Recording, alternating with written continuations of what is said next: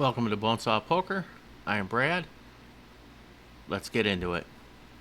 Here are the 3 leaks I have at Low Stakes Poker Live Cash that I'm going to work on and definitely implement in my next session for sure, and probably from there forward. So what are the 3? The first one is bluffing. I play tight, so I think that gives me free reign to bluff a lot. And the problem with bluffing a lot is scientists have discovered a new species in Tampa, Florida. It's called the bluffopotamus. Bluffing's like crack. I mean, I don't know, you just can't stop. Definitely got some through. Definitely didn't get some through. Now, whether I'm up or down on the bluffs, I don't know. When I get it in, if I jam river and they call, I lose a stack. If I jam river and they fold, I just get what's in the pot.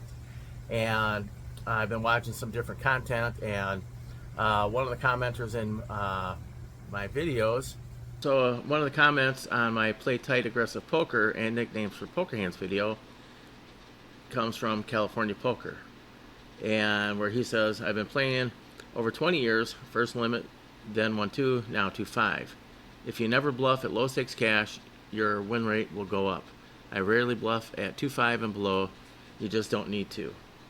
I also fold ace-9 off or king-queen off under the gun in cash, so I play tight.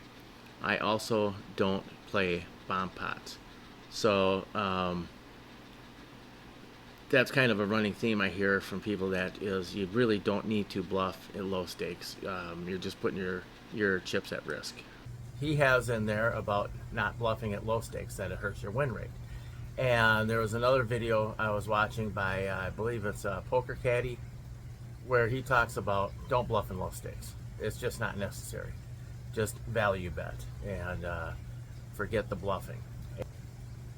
Part of it is, like I said, is because I play so tight and I get some big bluffs through, I think that gives me the green light to continue bluffing, and I think that's where I'm losing some money. Now, a fair amount of my bluffing is a check raise on the turn. If I'm out of position, I'll check raise on the turn, and then if they're still in, then I got to decide whether I'm jamming river or just letting it go, that, hey, I took my one shot at it, you know, I didn't get it, let it be. And oftentimes too, I'm not bluffing with a draw. I'm just thinking that they're going to let it go. So that is the first part. The second part is folding to aggression with a good hand. So that is, I pay off a lot on the river with a 2-pair plus hand. I talked about this in several of my videos, where all of a sudden, you know, I bet flop, bet turn, and you know, I flop 2-pair or better, or turn, you know, bet, c-bet, and then picked up my draw, or improved my hand on the turn, and so I bet the turn, and then on the river, they either donk it to me, and I call, and they have it, or I get check raised, or I get raised. But and another one too is on the turn, where if I get raised or check raised, I end up seeing the next card, and then I'm paying off even more. So anytime that they're re-aggressing, I gotta just learn to let it go, because first off is they're not bluffing. They just aren't. My wife had that conversation with me, that you know, why do I have such a hard time of folding on the river with a 2-pair plus hand? Well, one is it's a strong hand, and but when they re-aggress, generally they have a set. Oftentimes it's a 5-card hand. So if you can't beat a set or a 5-card hand, you need to be letting it go. And she asked the question, okay, on all these times that you've paid on the river, how many times did you pick off their bluff? And I was like, well, you know, I'm sure it's happened, but it's either never happened or so rare I don't remember it. So I'm just paying these guys off because I have a big hand. So I got to stop doing that. And then the third part, the third leak that I have is patience, because I play tight pre. That when I get card dead, it really just magnifies that I'm card dead. And where you're just getting 9-3, 8-2, 8-4, 10-5, hand after hand, 2-3, 3-4, hand after hand after hand. It's like it's never ending.